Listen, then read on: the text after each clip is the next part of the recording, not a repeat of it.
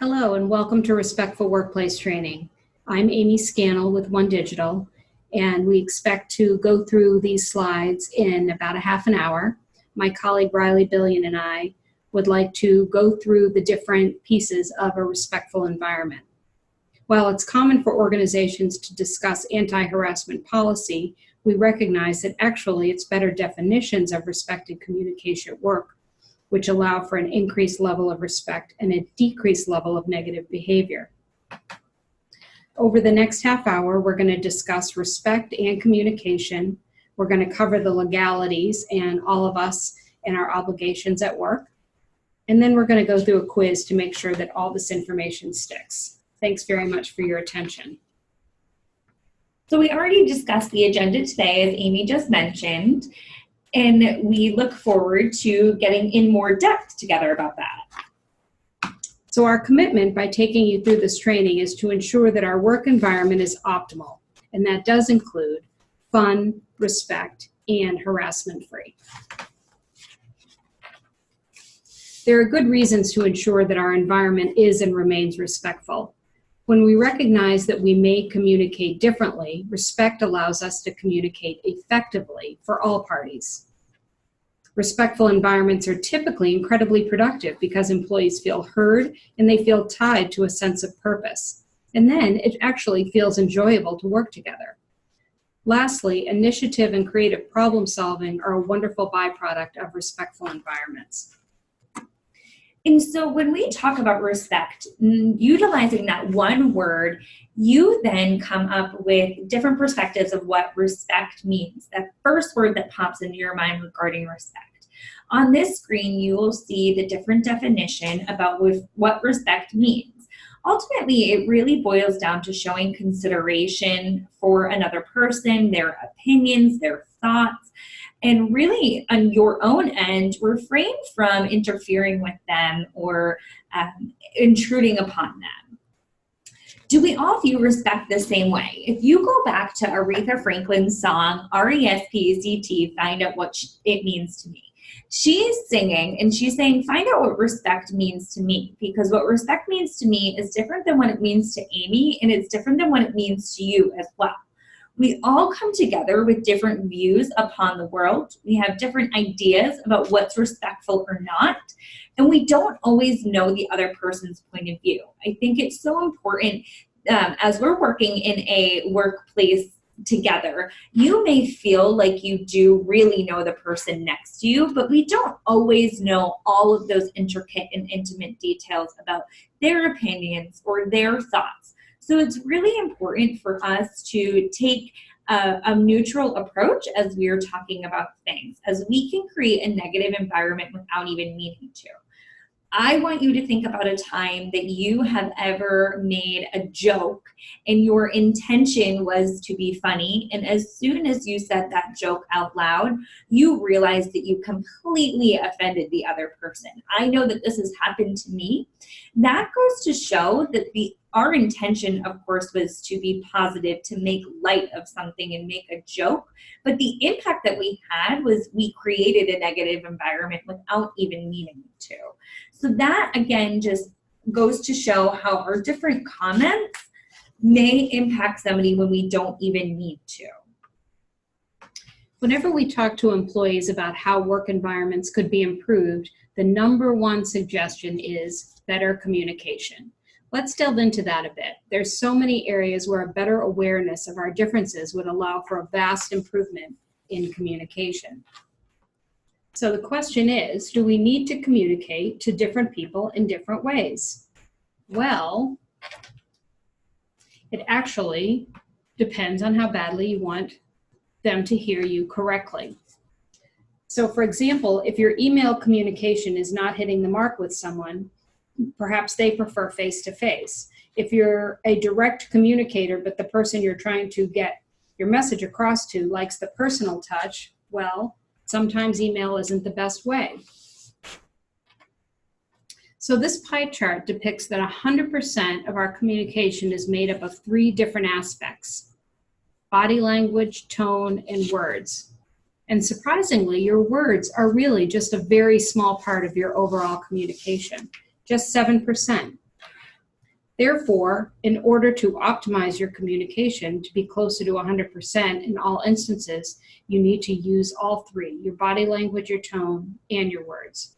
So voicemail, for example, includes tone and words, but you can't see someone's face, a smile or a frown, or a look in their eyes of understanding. Have you ever gotten an email like this in all caps? Or sometimes it's so short that it leaves some room for interpretation. All caps presents the appearance of anger, or honestly, someone may just have forgotten that the cap lock was on. Unfortunately, our instinct is to assume that it's anger, and sometimes that winds up creating a rift.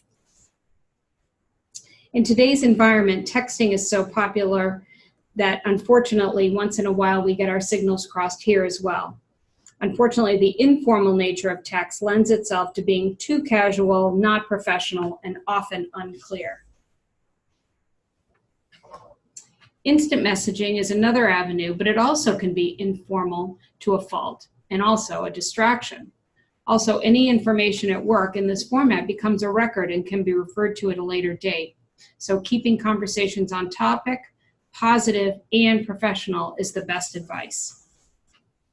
So let's jump in and take a closer look at some of the numbers. Very recently, in the past few years, it seems like anytime you turned on your television or read the news, you heard another case or allegation about harassment or discrimination within the workplace. With that really came this Me Too movement that all of us have heard within the recent news. With that, I want you to think about all of the women that you know in your life. And I want you to picture them being in a room together. I want you to take over half of those women in that room and put them to one side. That represents the more than half of all American women who have experienced unwanted and inappropriate sexual advances at some point within their lives. Now, taking that half of the room, I then want you to think about 30% of those people, and they're the ones who have experienced this harassment at work. Now, again, keeping in mind that these are only the reported numbers that we have. Those numbers and that data could be exponentially higher, which again is so important, and it really shows us how prevalent this is and why it's so important for us to be talking about respectful workplace environments together today. It's not just a women's issue. There can often be this perception that it only happens to women. But of those 7,000 charges of sex-based harassment filed with the Equal Employment Opportunity Commission, 16.6% were filed by males. So it's really important for us to remember that this is not just a women's issue. This is something that could happen to anyone, and anybody that we know could be impacted by this. On this slide, you'll see some staggering numbers here. Within the past 7 years, U.S. companies have paid out more than $295 million in public penalties over sexual harassment claims.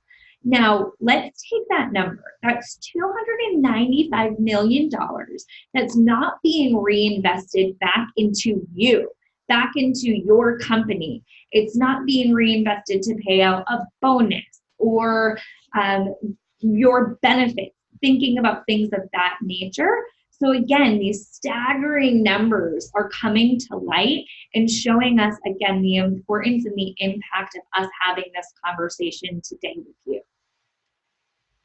So as promised, now we'll transition into the legalities behind the conversation today.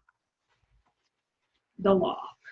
So Title VII of the Civil Rights Act, we have the EEOC, which is the Equal Employment Opportunity Commission, and we have the Massachusetts Commission Against Discrimination, also known as MCAD.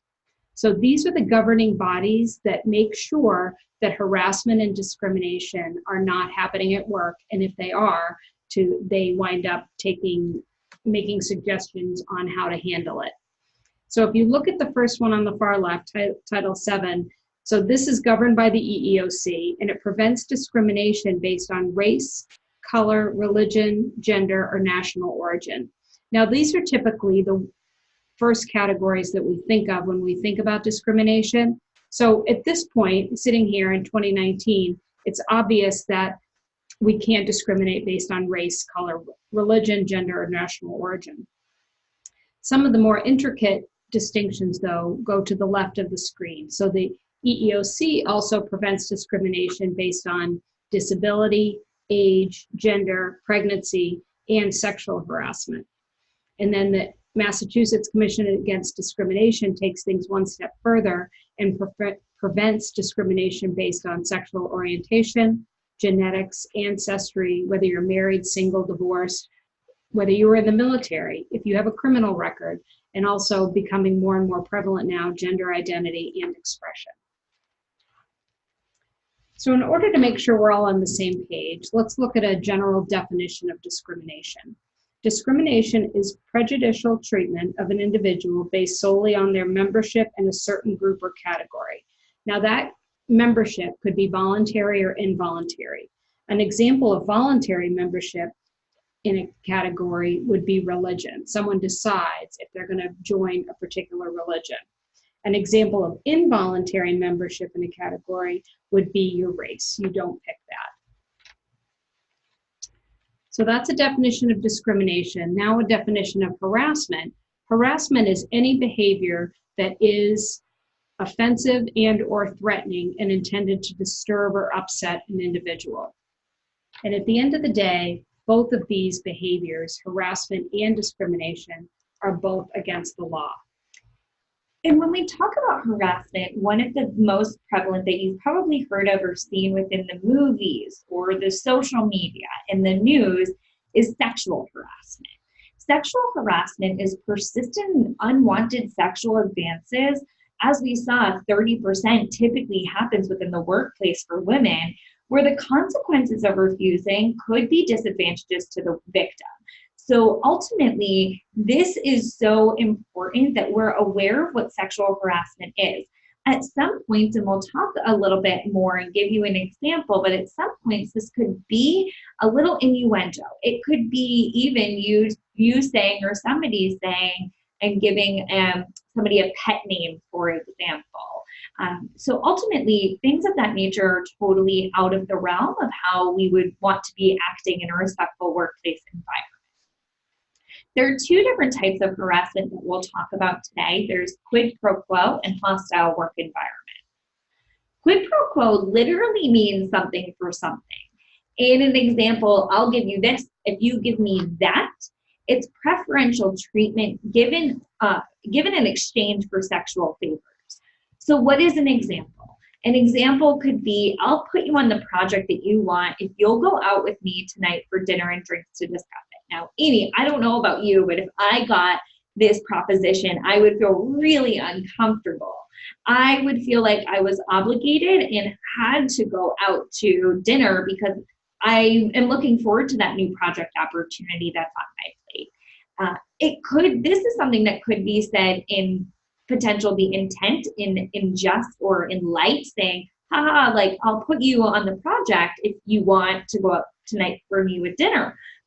Ultimately, even though you're saying it in light and trying to make a joke out of it, it could be perceived a different way. And that's where we get back to my intention versus the impact that I have.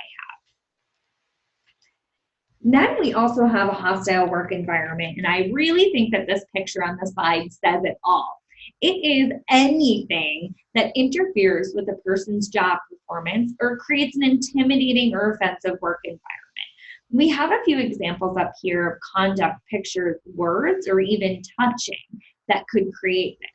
I once had a colleague of mine who she did not like to be touched in any sort of way. Now, you guys can't see me, but I'm very extroverted and I use my hands as I talk a lot. What that also can look like is potentially, if I'm having a conversation with somebody, is putting my hand on their back, saying congratulations, wanting to give them a high five, things of that nature.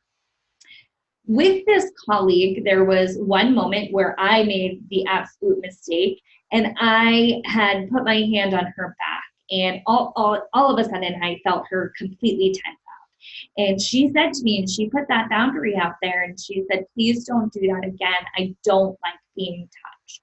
She set that boundary, and I absolutely respected that. Now, what could have happened is, say that I ignored that boundary that she put up and I continued to touch her. Again, my intention is to connect in that moment, but ultimately, what it would have an impact of her is to make her feel really uncomfortable, and could at some point cross over a line of her not wanting to come to work and creating a hostile work environment. There's also, of course, bullying in the workplace. Oftentimes when we think about bullying, our first thought goes to our kids or nieces and nephews who are in elementary school or middle school and getting bullied. It can be a subtle behavior such as shunning someone. So Amy needs to be part of a communication with me, but I intentionally leave her out of that. It's not inviting certain people to a work event that others are invited to. So it's looking at half of the conference room and saying, you're all invited to come with me, but the left side isn't. It also can take the form of cyberbullying. So in today's day and age, almost everybody has social media. It can be something as you posting on social media negatively about one of your colleagues or coworkers or your workplace environment.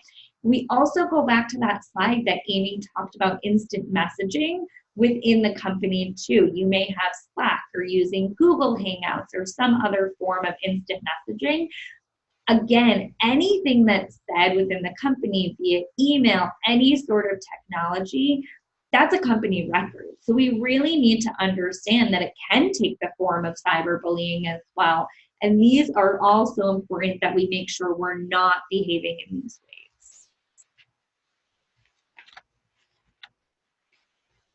The company has a responsibility for ensuring that all employees are safe from anybody that they come into contact with within the workplace.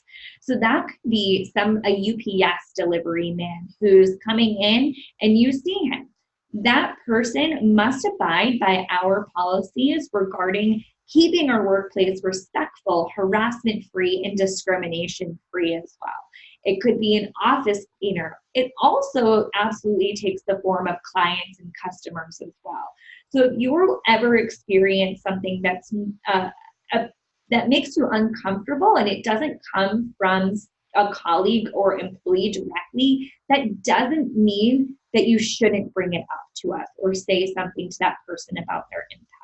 So we really encourage you to remember that this is anybody who you come into contact with while at work.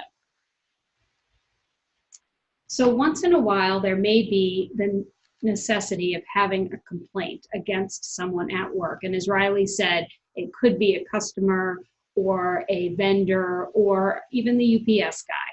And so the question becomes, how quickly must the company respond? Now, I will say it is the company's responsibility to act quickly. Organizations need to take this very serious, and by acting quickly, it shows that they do. We need to see if there's an accusation or information involving harassment, hostile work circumstances, or bullying. Usually we need to do this the same day, but definitely very soon if not. More serious allegations might actually require immediate measures in action to either separate the accused from the accuser. Sometimes people need to not come to work while the investigation is ongoing. That's to make sure that we're looking at it as appropriately as possible. So as we look at the many different examples of behavior that might be prohibited, there are 4 categories on here, but basically any behavior is prohibited if it's unsolicited or unwelcome. And that could take any of these forms. It could be verbal, which could include words or yelling. It could be written, which could be an email. As Riley said, it could be a Slack message, could be a text, it could be even a handwritten sticky that you put on someone's desk. Physical, it could be touching that person on the back that doesn't want to be touched. It could be in blocking of a doorway, for example. It's anything that makes you, it's any behavior that's unwelcome or unsolicited and makes you basically uncomfortable. An example of visual prohibited behavior would be pictures of something that wasn't appropriate at work.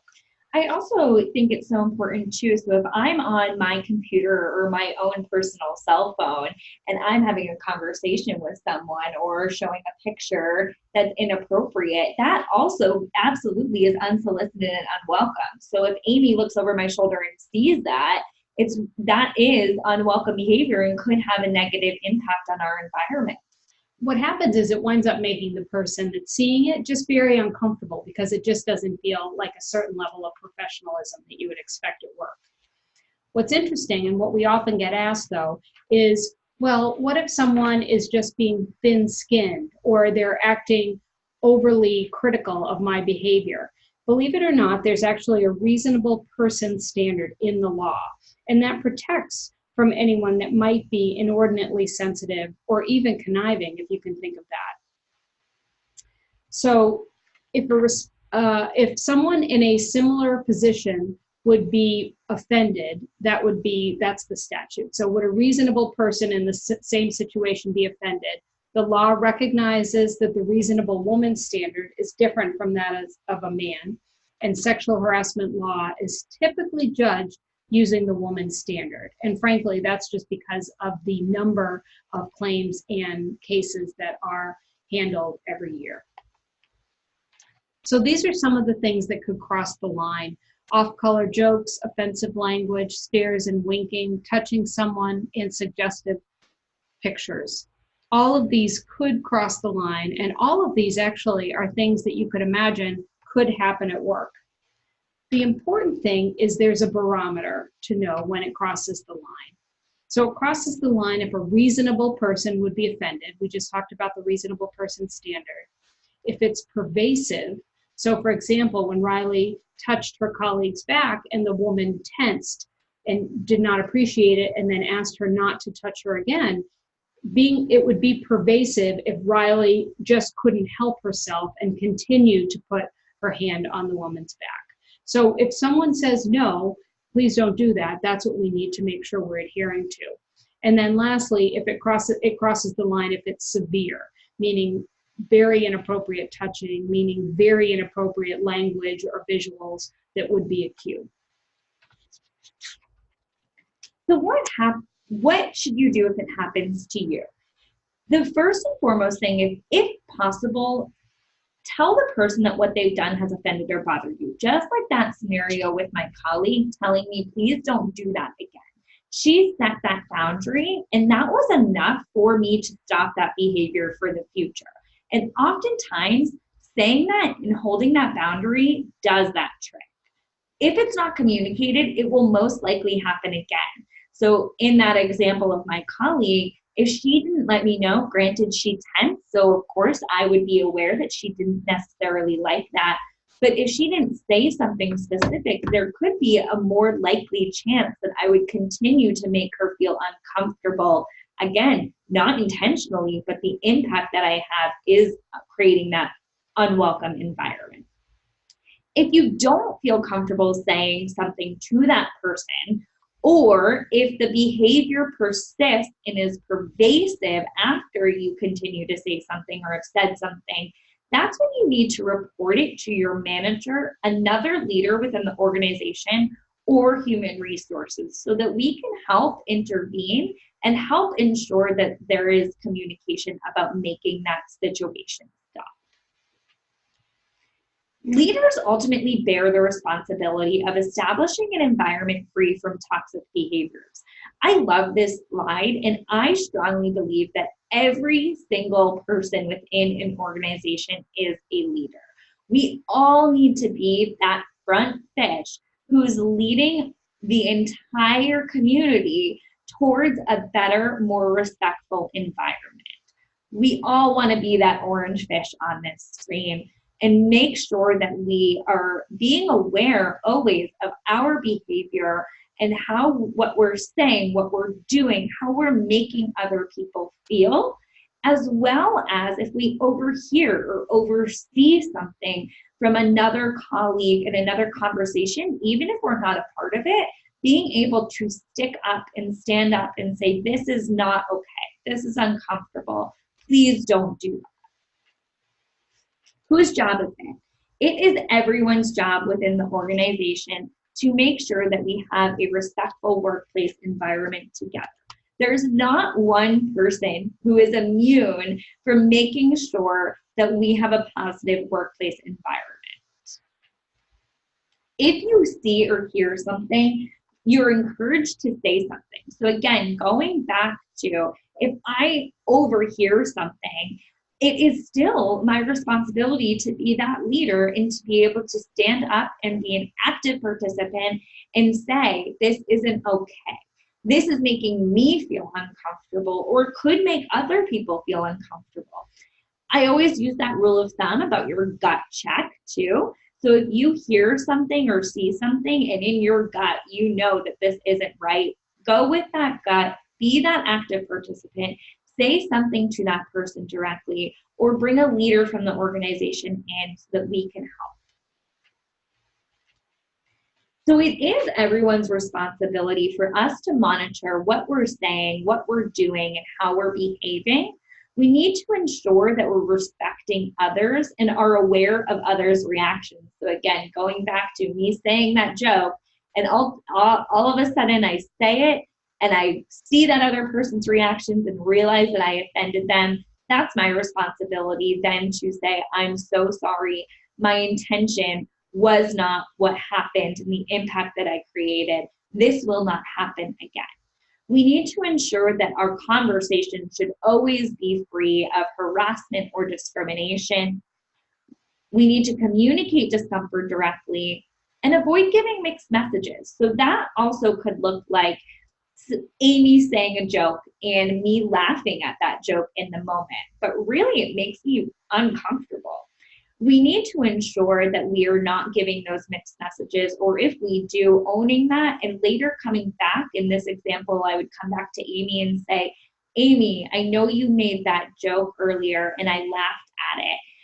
Ultimately, it made me feel really uncomfortable though, so I'm asking you to please not make jokes like that. Of course, we want to report any concerns to a leader within your organization. The company and organization is having this training right now because we're committed to being proactive regarding harassment issues. We're educating you guys as we're doing with the training. We're distributing our policy, investigating any complaints that come up, and taking appropriate corrective action as we need to. So this is our commitment to you and everyone within the company. So now we're to part 3, and we're going to go through a quiz together to determine if we've kept your attention long enough to make sure that you understand the messaging we're trying to provide. So the first question is true or false. Harassment is legal as long as it's not sexual. So think about that for just a moment. And the answer, of course, is that's false.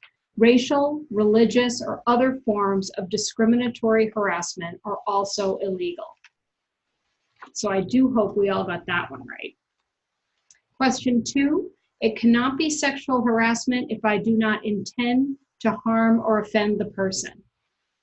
Now I know we've covered this one as well, so think about your answer, true or false. And this is also false.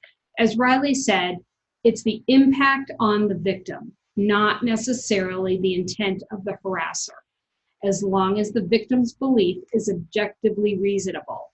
Again, it's the impact, not the intent. Question 3, a single tasteless joke usually does not rise to the level of sexual harassment. True or false? So if you think back, usually one comment standing alone generally does not create a hostile work environment. As we said, it becomes a hostile work environment if a reasonable person would be offended, if it's pervasive, which a single joke would not be pervasive, and if it's severe, which typically a single joke would not be severe.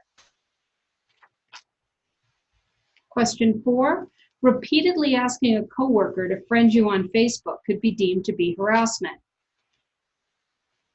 True or false? This one comes up all the time. It's true. What happens is that an employee talking to someone, a manager or someone else in authority, believes that they need to be deferential to that person. And therefore, if someone in authority is asking them to friend them on Facebook, then that is not okay. This is an example of pervasive. So if the person doesn't accept your friend request right away, then don't keep asking for it. You could leave it out there or you could retract it. Question 5, telling someone to stop harassing behavior usually doesn't do any good. True or false? What's interesting here is about 99 times out of 100, saying something will stop the behavior. Sometimes it is a little bit uncomfortable, and through this training, we're trying to empower all of you to take a stand and to take ownership and to feel empowered to actually say something to the person. Employees should be encouraged to speak up, although it's not required to confront a harasser. As Riley said, in the event that you're not comfortable, please do say something to someone, be it a manager, someone else in leadership, or certainly HR. So this next question is actually really important that we go through together. So it cannot be considered harassment if it occurs off the work site or after work hours. True or false? And now this is always a topic of conversation. The answer is actually that it's false. Off-site and after-hour conduct can affect an employee's on-site working conditions. So putting this into perspective, or an example for you, you and 2 other colleagues go out for drinks together. And as you're going out for drinks, within that conversation, a topic that really shouldn't necessarily ever be discussed at work comes up. And within that topic, it makes one of us feel really uncomfortable. And uncomfortable to the point that I don't feel okay going to work the next day because what was said. So any behavior when we're working with our colleagues, when we're at a work event with our customers, and vice versa, when they're with us too, it can affect our on-site working conditions and can be considered harassment.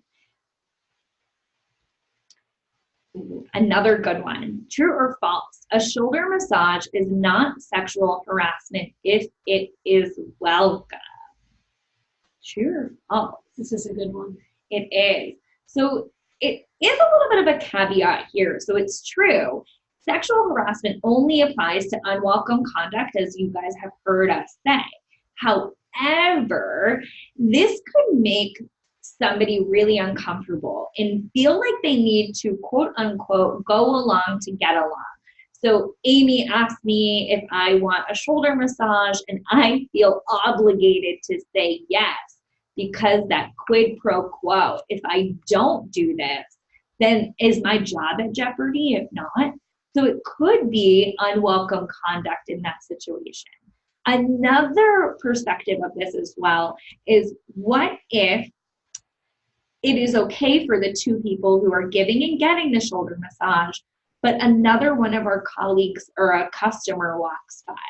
In that situation, that other person could feel extremely uncomfortable, and that could, again, escalate in that situation to creating a negative work environment. So again, it's not always black and white. There is a lot of gray area here, which I hope that you can see and understand within this presentation today, and how important it is for us to always be aware of what we're saying, what we're doing, and how we're behaving in general. Someone who participates in sexual banter or laughs at jokes with a sexual content has given approval to the conduct and cannot claim to be a victim of harassment. True or false? This is another interesting one because it's actually false. As you guys have heard us say throughout the training, people sometimes may feel like they need to go along to get along, and they act in that moment as if they enjoy the banter because they feel the necessity to, or that they like the jokes when they actually don't. So it's really important, again, that we should make sure all of our conversations are respectful no matter what. And if you are about to make a joke that you think may offend someone, rewind that tape and don't make that joke at all. Again, if you're in that situation where you feel like I'm laughing, but I am really uncomfortable, that's a perfect example of you being that front fish in the lead and saying something and standing up. Remember, if it's making you uncomfortable, there's a good likelihood that it's making other people uncomfortable. And 99% of the time, if we say something, the behavior will stop. Question 9, simply asking someone out on a date cannot constitute sexual harassment. True or false? The answer is true, but in some situations it could be perceived as sexual harassment. For example, a coworker repeatedly asking somebody out, that could be an example of being pervasive or persistent. Another example is if a manager asks one of their direct reports out, and again, that situation is really uncomfortable and could be seen as sexual harassment, going back to that quid pro quo, I'll give you this if you give me that. And our last question here, sexual harassment law only applies to employees, not vendors or those outside the organization. And the answer is false. As you guys have heard us talk about, harassment of or by non-employees can lead to liability. So if you are feeling uncomfortable at any point throughout your workplace and your work day, as you come into contact with customers, vendors, the mailman, etc., as well as your own colleagues, we want you to bring this uncomfortableness up so that we can help address it if you don't feel comfortable saying something directly. Oh, one more. Of course, true or false, it's okay to joke with your coworkers and have fun at work. And I hope you all understand that this is absolutely true. I know that we have gone through a lot with this training and presentation and may at times feel like, well, what can I say? There is a plethora of conversations that are absolutely respectful for the workplace environment, and we encourage you to still have fun with each other. Now, the biggest piece is always being aware of what we're saying, what we're doing, how we're behaving, and how we're making other people feel so that we can make sure to continue on our respectful workplace environment here at the organization. So how did you do? If you got most of them correct, you are welcome to present this next time. Come join Amy and myself. 7 to 9, you know enough to be dangerous, but may want to look at the presentation again. Same with the 4 to 6 category. And if you didn't really get any right, we want you to go back and rewatch it and join Amy and I for another session, rewinding this, because you may have fallen asleep.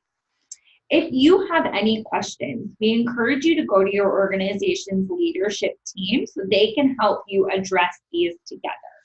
Thank you so much for your time today, and we appreciate you being here with us.